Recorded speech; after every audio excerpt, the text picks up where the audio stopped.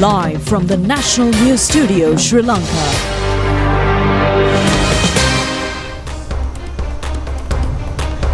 Hello there, good evening and welcome to the National News Broadcast. I'm Niketh Karunaratne. A very good evening indeed. I'm Sharifa Tahir. Let's take a look at the headlines.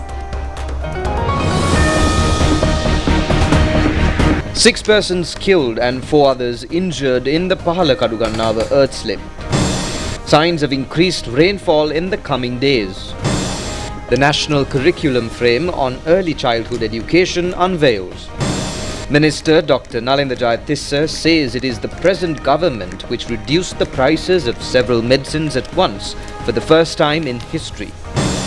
Electricity cables from Nallathaniya to Udamaluwa are to be reconstructed prior to the Sripada pilgrim season. The Aquaplanet Sri Lanka 2025 exhibition conducted successfully for the second day. A discussion among Ukraine-friendly countries on the US peace plan to end the Russian-Ukraine war.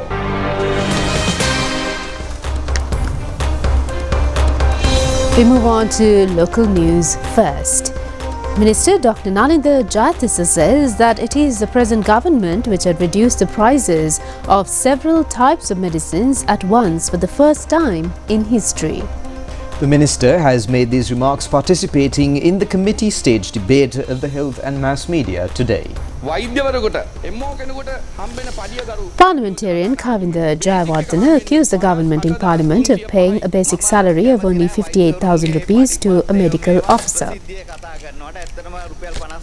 Deputy Minister of Health and Mass Media Hansaka Vijayamuni said he did not like to comment on doctors' salaries, but as far as he knew, there was no doctor who received such a low basic salary at present. He said doctors had never resorted to trade union action even when major issues had arisen, especially at the Maharagama Cancer Hospital. He further stated that the country currently has only 14 angiogram machines, with the entire southern province depending on a single machine at the Karapiti Hospital, which is now out of order. He said Sri Lanka originally had 4 functioning angiogram machines, but 2 had broken down and the government would add 5 new machines this year.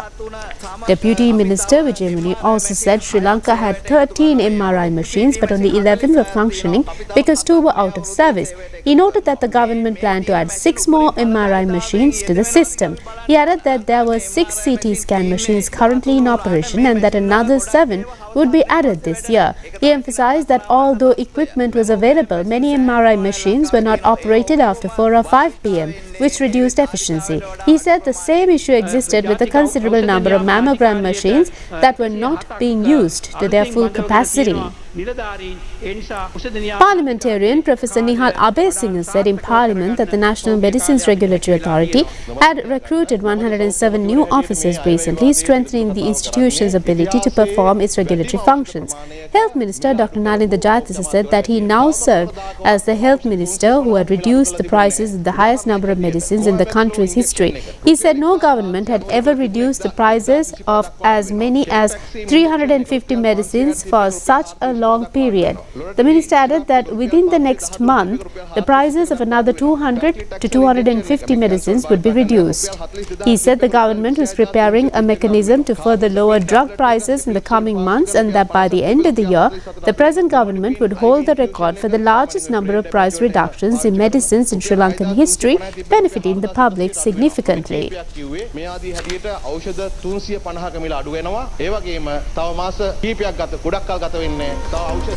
The number of persons killed in the incident of a rockfall and earth slip striking a shop in a house in Pahalakadugannawa in Kandy has increased to 6. Rescue operations in search of those trapped in the debris has ended a short while ago. 4 of the rescued persons have been directed to the Mavanala Base Hospital. The boulder and the soil mound had fallen unexpectedly on the shop and the house located in Ambalama area in the Pahalakadugannawa on the Colombo Kandy main road this morning. At the time of the accident, 10 persons were reported to be at the place. It has also been reported that several more persons are caught under the pile of rocks and soil, and our correspondent adds that 6 persons, including a 30-year-old person named Lahiru Samarakon, a resident of Valigalla Mavanalla, a woman and 4 others were killed in the disaster. Acting Magistrate of Mavanalla has inspected the scene of the accident this afternoon. National Building Research Organisation has pointed out earlier that the portion of the roadway from 97th to 99th kilometres was prone to earth slips.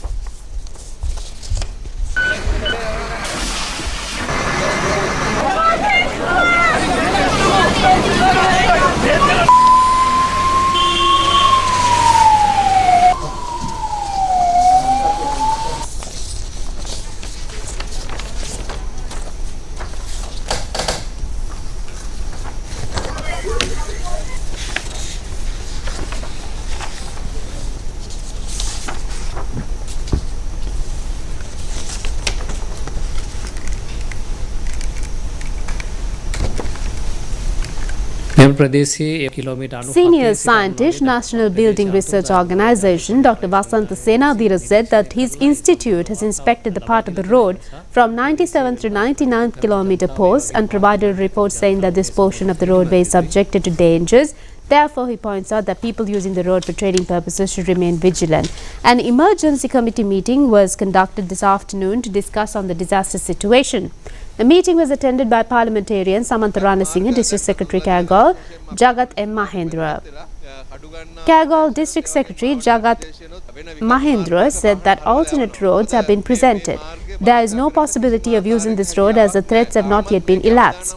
Therefore, it is not possible to open the road until the receipt of the report of the National Building Research Organisation.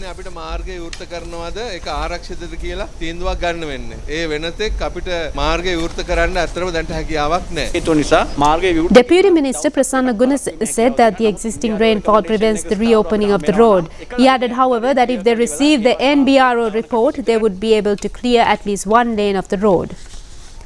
The 8th Brigade being deployed under the command of Army 611 Infantry Regiment and the commandos of the Singha Regiment have joined the Special Operational Team to detect and rescue the victims. The special operation is comprised of 1 commanding officer and 15 other personnel of other ranks of the Army. In addition, another team consisting of 30 personnel of several ranks under the command of another official has been deployed for the rescue mission.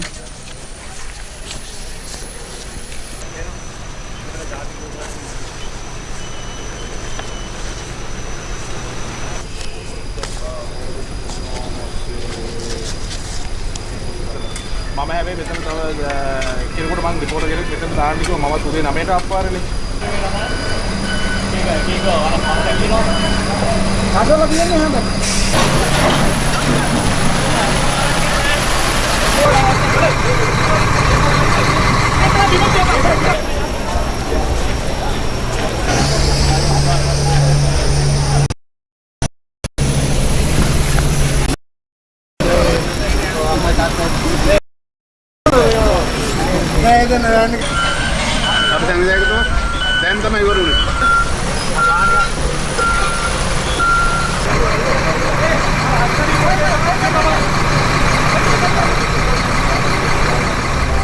Now for an update on the weather.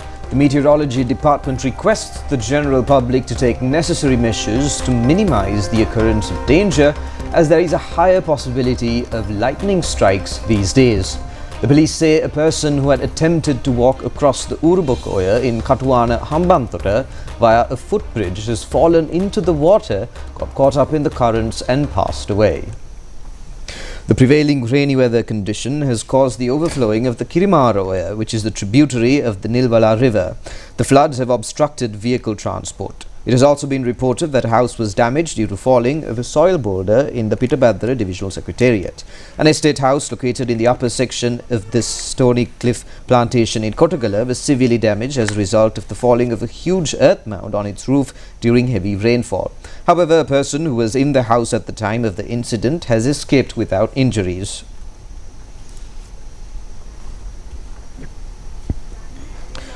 Two sluice gates of the Kukuleganga reservoir remain open, releasing 208 cubic meters of water per second to the Kudaganga. Our correspondent says low-lying areas in the Bulat Sinhala and Molkava areas remain underwater, disrupting transportation. The reservoirs of the Rajangana and Angamua were also reported to be overflowing with the onset of heavy rains. 4 sluice gates of the Rajangana reservoir were opened, releasing a volume of 1,112 cubic feet of water per second to the Kala Oya. 2 sluice gates of the Angamua reservoir have also been opened. Several places in the Gaul and Mathura districts have come underwater, causing transport obstructions. The Disaster Management Centre has taken measures to provide several boats to enable students appearing for the GCE Advanced Level Examination to arrive at their examination centres. Commissioner General of Examinations Indika Kumari Lianage says speedy necessary measures are to be taken in this connection. Director General of the Disaster Management Centre, retired Major General Sampath Kotregoda, said that the GCE Advanced Level Examination is being conducted these days. Therefore, an emergency disaster plan has been prepared targeting the national examination. He added that all relevant institutions have been informed in this regard. The 3 armed forces, the police and the Civil Defence Department have joined the disaster prevention program. Intermittent showers of thunderstorm showers may occur in the northern, north-central and eastern provinces. Fairly strong showers of more than 100 millimeters are also expected in the western, Sabaragamuwa and southern provinces. The meteorology report adds that the occurrence of a low-pressure condition is possible in the South Andaman Seas today. The report forecasts that it may intensify into an atmospheric disturbance in the southeastern Bay of Bengal by tomorrow. National Curriculum Framework on Early Childhood Education was unveiled at the Ministry of Education yesterday. Prime Minister Dr. Harini Amarasuriya has presided over the event. Declaring open of the web page of the National Curriculum Framework of the Ministry of Education has also taken place on this occasion. One of the objectives of the framework is to take into consideration of the anomalies in the early childhood education and to implement a uniform curriculum for early childhood education centres of different levels. Such a curriculum framework would become invaluable for the promotion of the early childhood of the Sri Lanka child and their good conduct. This preschool education policy is scheduled to be implemented with effect from the year 2027. The UNICEF organisation is providing financial and technical contributions in this regard. Prime Minister Dr. Harini Amarasuriya said that this is a crucial measure of the educational reforms in order to determine the standards for children entering the first year of preschool education. She added that they all have a common aim, that is to carry forward the country to the appropriate position. The Prime Minister further said that each ministry is entrusted with a responsibility in this task. Therefore, ministries acting in joint collaboration would make it easier to confront the challenge. අපි සියලු දෙනාම එකගත්වෙන් වැඩ කරන්නේ අපි සියලු දෙනාම පොදු අරමුණක් තියෙනවා මේ රට ගෙනියන්න ඕන තැන. ඒ ගෙනියන්න ඕන තැන තුල අපිට එක් එක් අමාත්‍යාංශය හැටියට වගකීමක් පැවරිලා තියෙනවා. නමුත් ඒ වගකීම අපිට තනියෙන් ඉෂ්ට කරන්න බෑ කියන එකත් අපි හොඳින් දන්නවා. ඒ නිසා අමාත්‍යාංශ තුල මේ විදියට ඒකාබද්ධව වැඩ කිරීම අපිට ඉතාමත්ම පහසු වෙලා තියෙනවා. ඕක තමයි අපි බාර අරගෙන තියෙන අභියෝගය. විශේෂයෙන් අපේ ලංකාවේ අධ්‍යාපනය කියන එක තීරණය Minister Saroja Savitri Paulraj said that Sri Lankan education was here to fulfill the needs of those who come to power at each time. However, education is a global concept. It determines where the child stands when inheriting this resource to the society. Educational reforms will have to be created based upon this concept. She further said that such a move would help them to reach the targets which they were unable to do so in the past. Justice of the Supreme Court Anthony Lalit Sriran Gunaratne was sworn in as the acting Chief Justice before President Anura Kumara Dissanayake this morning at the Presidential Secretariat. Due to Chief Justice Preeti Padman Surasena's travel abroad from today until the 27th of this month, the President has made this appointment effective until the Chief Justice's return to Sri Lanka.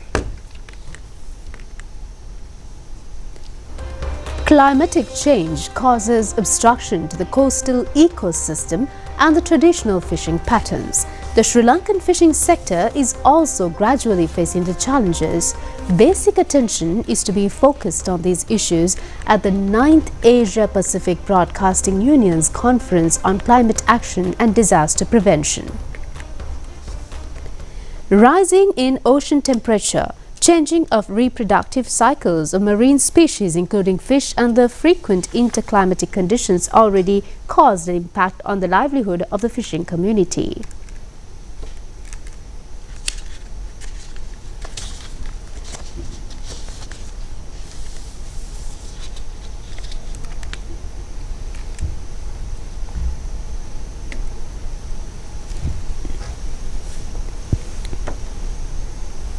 Increased temperature goes to shifting of most of the aquatic organisms. Accordingly, fish and shellfish species who live in our areas will move away. As a result, the catches of fishermen will be reduced, and this will be badly affect on their livelihood. On the other hand, as we are getting low fish catches, it will be badly affect on the food security. The other impact is ocean acidification. Due to ocean acidification, calcium carbonate shells, specifically exoskeleton of crabs and bivalves, will be dissolved. And also the coral reefs are made out of calcium carbonate structures. These will be affected. We all know that coral reefs are highly productive environment. So these coral reefs provide nursery and spawning grounds for many fish and shellfish species. When these coral reefs are destroyed, fish will lose their spawning and breeding ground, and recruitment will be affected. As a result, fishery production will be reduced. The other factor is sea level rise. As a result, most of the productive habitat or the productive environment like estuarine, lagoons as well as mangrove areas can be affected. These areas are highly productive and they serve as spawning and nursery grounds for many fish and shellfish species. So I strongly believe that this media summit is a timely event to aware people on the impact of climate change. This message is brought to you by the Asia Pacific Broadcasting Union's 9th International Media Conference on Climate Action and Disaster Prevention, hosted by the Sri Lanka Rupavahini Corporation for a clean, safe and a green tomorrow. We'll be back with more local stories after a break.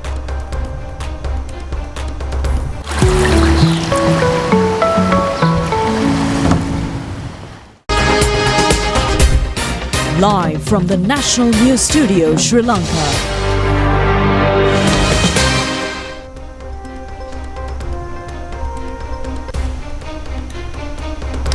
Taking a look at more local stories, the Lankara 2025 wax exhibition organised by the National Design Centre will take place at the Kandy City Centre in Kandy from 9 AM to 9 PM tomorrow as well. The second day of the exhibition was declared open by Minister Sunil Handunneppy today.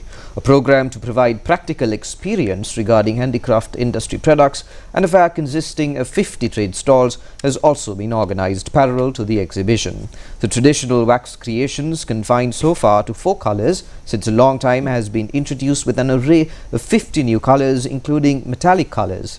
Several main aspects including the introduction of a new machine produced to the wax creations, so far done manually, is also included among the objectives of organising the exhibition.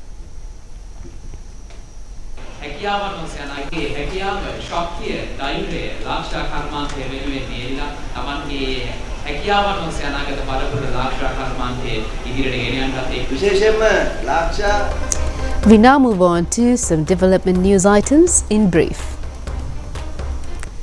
Development of several roads in the Anuradhapura town is underway through the By Road Development Project. A sum of 50 million rupees has been set aside in this regard. Construction of the road from near the Anuradhapura police station to the nearby bank place with the carpeting has commenced yesterday. Governor of the North Central Province, Vasantha Jinadasa, and Mayor of the Anuradhapura Municipal Council have presided over the event. Reconstruction of the power cable system from Nallathanya to Udamaluwa has commenced yesterday prior to the commencement of the Sripada pilgrim season. The Ceylon Electricity Board is engaged in the program by installing new technological equipment which prevents lightning strikes on high-powered cable system. The Sripada pilgrim season is scheduled to commence from the forthcoming Unduap full moon Poya day. Deputy Minister Ratna Gamage says that the budget of 2026 financial year has focused more attention on the reconstruction of the fisheries industry. Participating in the Aquaplanet Sri Lanka 2025 international exhibition at the Lotus Tower premises today, he further said that programs for the development of the fisheries sector will be implemented successfully. Today is the second day of the Aquaplanet Sri Lanka 2025 exhibition, which has commenced yesterday. Chief guest at today's opening was Minister of Agriculture, Livestock Resources, Land and Irrigation K.D. Lal Kantha. It has been pointed out that lives of many fishermen were lost in the recent past due to many natural calamities, including inclement weather conditions. Minister of Fisheries, Aquatic and Marine Resources, Ramalingam Chandrasekhara, has appointed a committee to study the problems with the objective of preventing the occurrence of incidents of such a nature in the future. The committee report is handed over to the Minister today. In addition, certificates have been presented to fishermen in Matara, Tangol and Gaul areas. The exhibition ends tomorrow. Minister K.D. Lal Kantha said that the fisheries is a massive industry. He added that Sri Lanka must think of ways of developing the industry as a part of a chain. Such a measure would enable to people reap a higher benefit from the industry. Minister Dr. Nalinda Jayatissa says that a planned and systematic program has been implemented for the professional advancement and dignity of media personnel in the mass media sector. The minister has expressed these observations at the committee stage debate in Parliament today.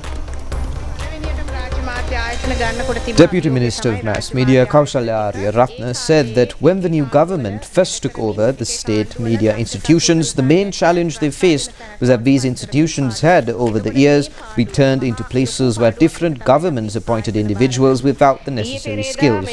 She said that this had caused significant damage, especially to the national television network.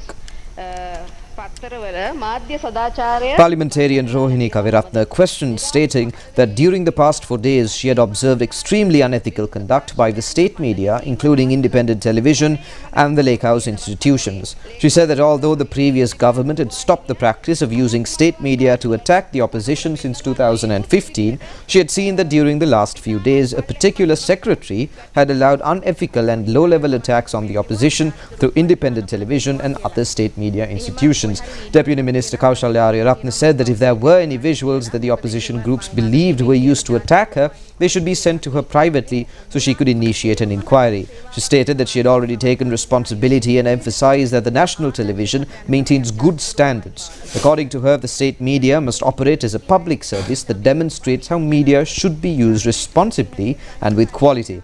She further said that between 26th and 29th June 2024, the sum of 1.8 million rupees had been reportedly spent to cover former President Ranil Wickremesinghe's visit to France, involving a former Director General and another executive person. However, she noted that they had learned that Ranil Wickremesinghe had not been in France. Minister Dr. Nalinda Jayatissa, speaking during the parliamentary session on health and mass media, said that the government had allocated funds in the budget to safeguard the professional dignity of journalists and to elevate their professional standards. He said provisions had been made to further improve the scholarship scheme implemented for journalists and to introduce certain relief mechanisms in its administration. He further stated that funding had also been allocated for developing a new national media policy, which he said was now nearing completion. According to him, the government expects to unveil the new media policy soon. He added that a housing project around Colombo for artists and journalists is also expected to be an important step. Stay tuned for foreign news coming up next.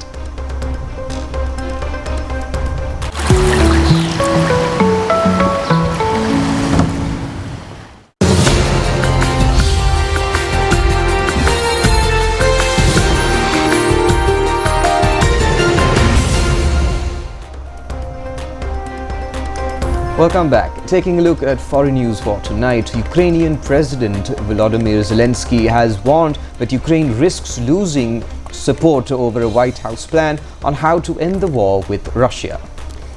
Addressing the nation on Friday, Zelensky said Ukraine might face a very difficult choice, either losing dignity or risk losing a key partner, adding that today is one of the most difficult moments in their history. The widely leaked US peace plan includes proposals that Ukraine had previously ruled out, ceding eastern areas it now controls, significantly cutting its army size and pledging not to join NATO. These provisions are seen as heavily slanted towards Russia, whose President Vladimir Putin said that plan could be a basis for peace settlement at Friday's meeting with his security cabinet.